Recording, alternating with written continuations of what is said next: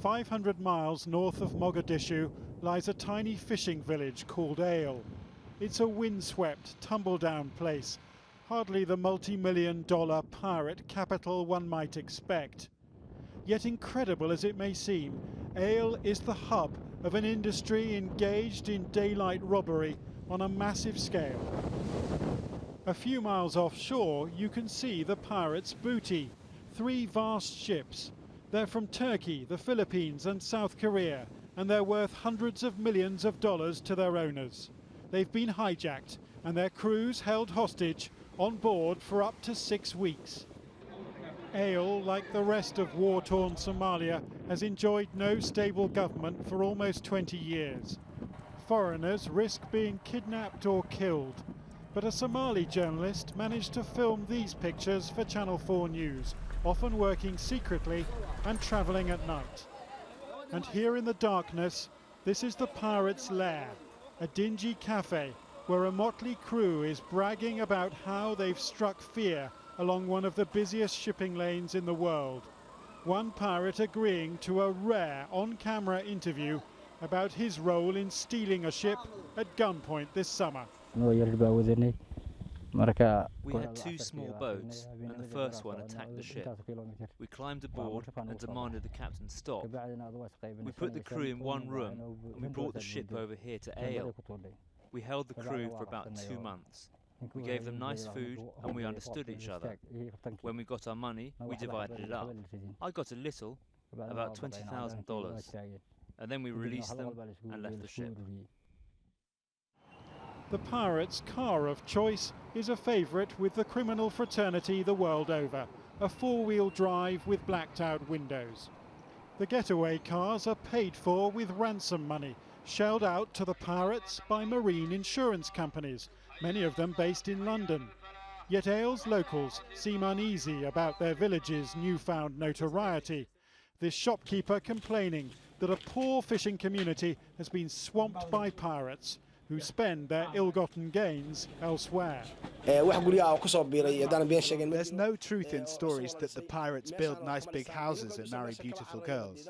They just use Ale as a launching pad and a hiding place. Most of the people can't stand the actions of bandits, but if the whole world can't stop them, how can we? Yet the hijacking of the Sirius Star this month, the biggest ship ever captured, has awoken the world to the problem. The supertanker is carrying 2 million barrels of oil worth around $100 million. Her 25 crew include 2 from Britain. And she's just one of 15 ships now held to ransom off Somalia, where pirate attacks have tripled this year. We've identified the 3 hijacked ships off Ale. This is the African SANDERLING, carrying fertilizer to China. She's from South Korea and brand new, and neither she nor her 21 Filipino crew have been seen for 6 weeks. Next to her is the YASA NESLIHAN. She's a Turkish ship and was taking iron ore from Canada to China. Her crew of 20 Turks have been held hostage since the end of October. Then there's the STOLT Strength, carrying chemicals to India under her Filipino crew of 23. She was hijacked over 2 weeks ago. The UN estimates the pirates have earned $30 million in ransom money this year. Yet they're a small band. The Royal Navy reckons there may be fewer than 1,000 of them, including these recently captured by Royal Marines. The question, though, is whether there's enough political will to bring them under control. Next month, the EU is forming its first ever naval mission off Somalia, though only 6 ships have been so far offered, to patrol an 1,800-mile coastline and millions of square miles of ocean. Back in Ale, the village governor can't understand why the world's richest nations haven't rid these waters of the highwaymen of the high seas. In most cases, these pirates are nothing more than unemployed youth, mostly armed with AK-47 assault rifles. They want to get their hands on easy money. I don't know why Americans and NATO aren't dealing with it. I don't know why a warship with planes and helicopters and thousands of Marines can't stop a few bandits armed with AK-47s. That frustration is shared thousands of miles away in London. At the Lloyd's building, the centre of global shipping insurance, its chairman, Lord Levine, reckons his fellow lord, Horatio Nelson, would have blasted the pirates out of the water by now. These are not lovable characters. They're thugs and they're terrorists. But your industry has been paying them money. Well, at the end of the day, there is no alternative if you don't want lives to be lost. The British Foreign Secretary has said he doesn't think ransom should be paid. It sounded like a criticism of your industry.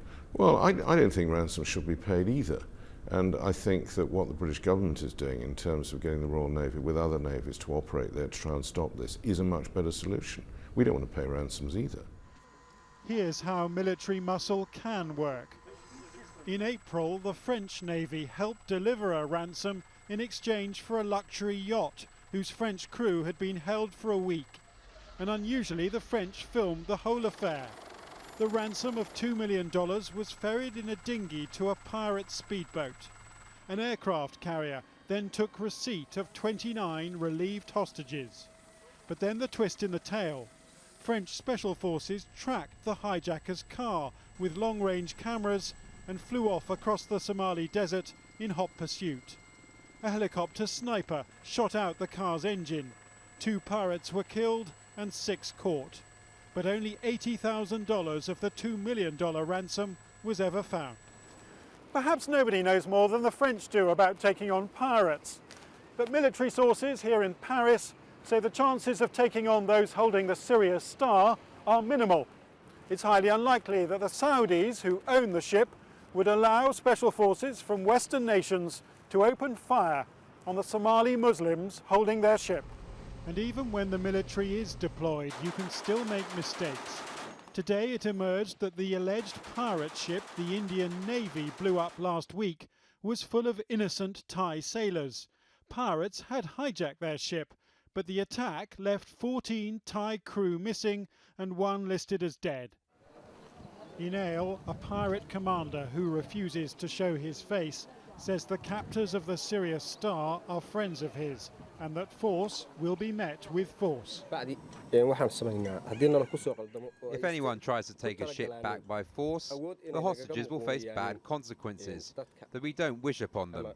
We have the confidence to fight anyone in the world. The ship owners are going to pay up, aren't they? I would think that's highly likely, yes. And would you back them in that decision? It's not a question of backing them. I mean, they have to make those decisions. And if I asked you the question, well, do you think they should pay or should they have the crew murdered?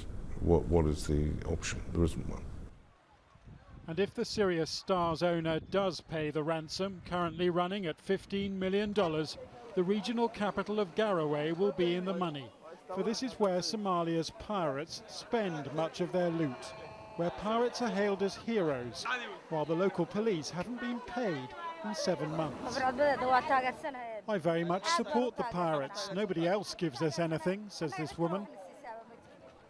While the region's governor says fixing the problem can't be achieved solely at sea. Even if thousands of ships assembled here, there's nothing they could do about it. The only effective way is to wage a land war to attack their camps and bases on the mainland. In Ale, the locals fear the Americans could bomb at any minute and kill civilians. But the call of the sea remains a strong one. Ships' ransoms have doubled in the last year, and the pirates say that with so little to lose, after 19 years of civil war here, they will fight on till death.